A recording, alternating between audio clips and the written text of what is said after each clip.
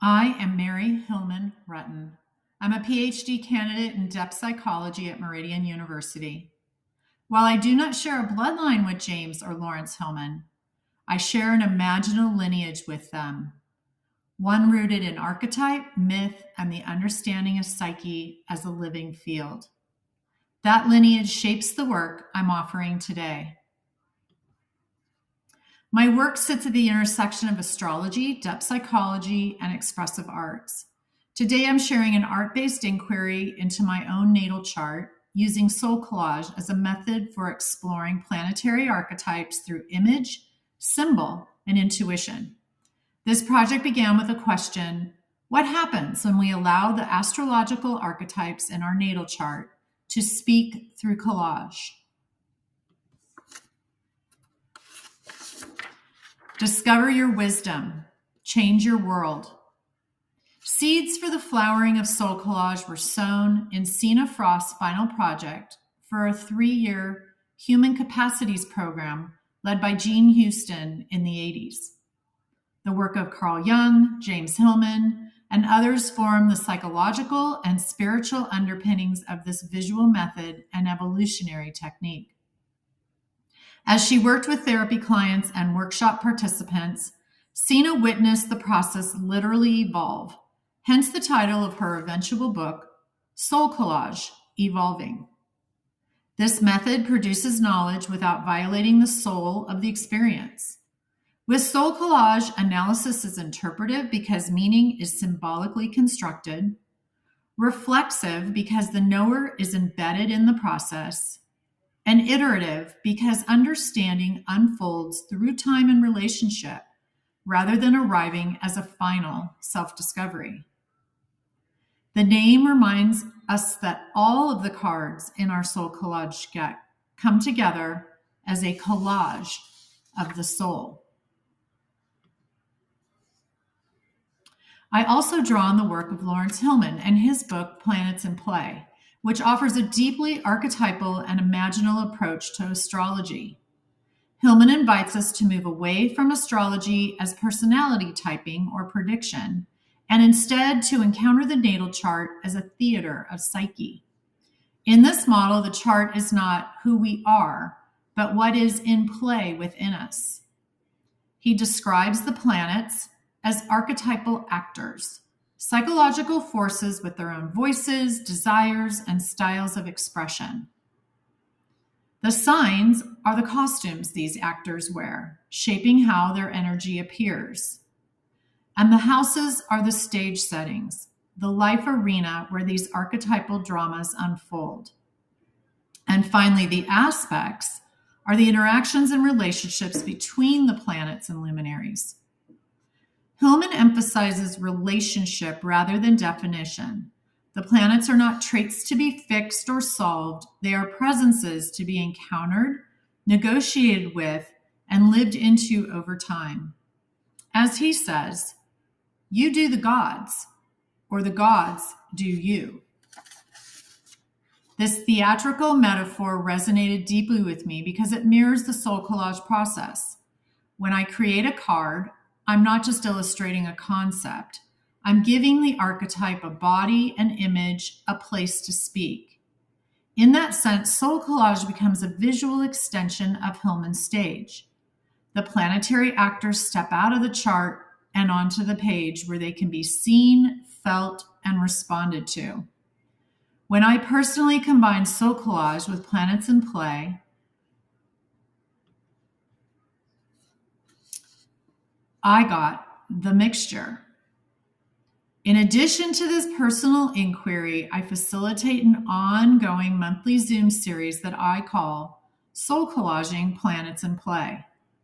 Each month, participants read a chapter from Planets in Play, the book, by Laurence Hillman, and receive a curated module with guiding questions and resources that I've put together. Using their own natal charts, they research how a specific planetary archetype lives in them, then translate that understanding into a SoulCollage card. When we gather, the cards are shared and witnessed, allowing personal insight to become collective learning. This model treats collage not as illustration, but as a form of embodied art-based research. I was born Mary Margaret Hillman on August 19, 1963, in Burbank, California, just before dawn under a new moon. I have a Leo ascendant with a first house Venus, closely conjoined with my Leo sun and moon. My chart is anchored by a Jupiter midheaven in Aries, opposite Mars in Libra. Mars, the ruler of the first house, kicks off the beginning of the astrological calendar. Aries, the first sign of the zodiac, marks first beginnings. It's the igniting force and shares the same traits as the archetypal energy of Mars. Hillman's book lays out the martial principle as how to apply your force.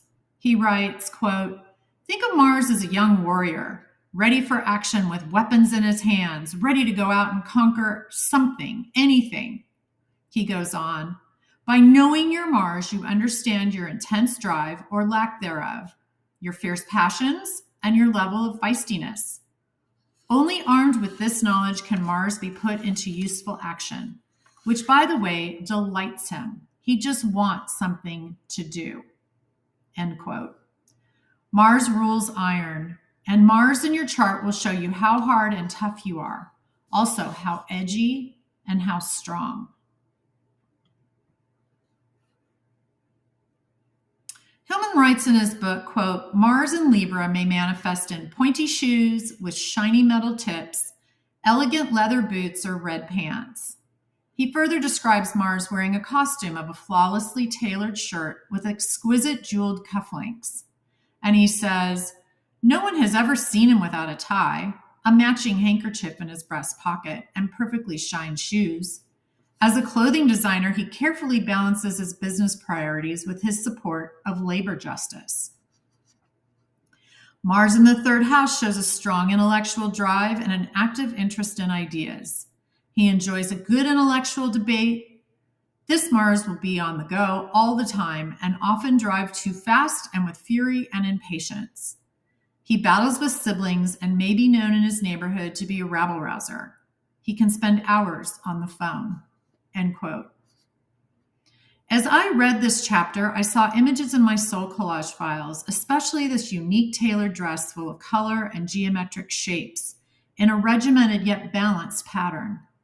In a later masterclass, Hillman mentions that Mars in Libra could be called dressed to kill. My main collage image would be wearing shiny black stiletto Mary Janes to complete this zodiacal costume. Powerful and diplomatic blend of pattern over a serene blue background. My judge's gavel can bash down injustice or break through glass ceilings to push past the overculture. Later, I learned in a book called Body Astrology that Mars rules the head, eyes, upper jaw, upper teeth, and brain. It's interesting I replaced the head with a mallet. I took a Jungian course on personal myth, and I discovered a very strong personal affinity to Athena or Minerva. She was born from her father's head, fully armored, ready for battle. She is the goddess of wisdom, warfare, and weaving. She's associated with symbols of owls and olive trees. It's as if the round olives could be imagined in this dress with the black circles. I found a speed racer car for quick thinking and free will that represents the third house influence of my strong intellectual drive.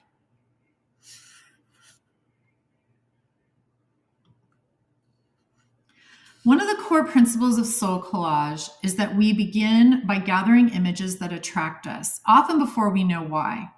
Meaning comes later when we ask the card, "Who are you?" And the card replies, "I am one who." Early in my practice, I heard a card say very clearly, "I am the one who has a Venus vibe." In a free-flowing journal entry, I wrote, "I represent passion for what makes our hearts sing, music, art, nature, and knowledge. I like money, aesthetics, and what is luxurious, like my gorgeous satin skirts and beautiful jewelry. This Venus card was later remade, which is allowed in SoulCollage, and that detail matters. The original card included a bird, a symbol I consciously associated with beauty, freedom, and song. But after taking the class on applied archetypal astrology with Laurence Hillman at Pacifica Graduate Institute, the card began to feel incomplete. When I returned it and asked again, "Who are you?" the answer surprised me.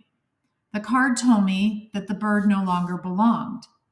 I found this image of an ancient tree shaped unmistakably like a female form, rooted, weathered, enduring. She had no head. Her wisdom was not cerebral. It lived in the trunk, the bark, and the roots. She was not moving upward or outward. She was holding, grounding, containing. This replacement marked a shift in how Venus was revealing herself to me. The bird had represented an aesthetic idea of Venus, light, decorative, expressive. The tree embodied something deeper, value that grows slowly, beauty shaped by time, creativity that is sustained rather than fleeting. The absence of a head felt essential. This Venus was not asking to be completely understood. She was being asked to be felt somatically. She spoke through the body, through patience, and through rooted presence. In retrospect, this image change mirrored my own maturation with Venus. What once felt like adornment became substance. What once hovered now stood. SoulCollage allowed that transition to occur organically without forcing meaning by honoring the intelligence of the image itself. As I explored my Venus and Leo in the first house, I noticed something important. While I love fashion and beauty, I wasn't drawn primarily to romantic Aphrodite imagery. I went searching intentionally through images of interior design, symmetrical jewelry, sun-inspired gold, and gemstones, but those images just kept putting me elsewhere. What they did was led me to sacred geometry, to the Fibonacci sequence, natural design, and balance. As a former math teacher, this made perfect sense. These patterns have always sung to my soul. I included a sand dollar and a morning glory, forms of order and beauty found in nature itself. Astrologically, I was born as a morning star Venus, very close to the sun, near her underworld phase, just days before superior conjunction.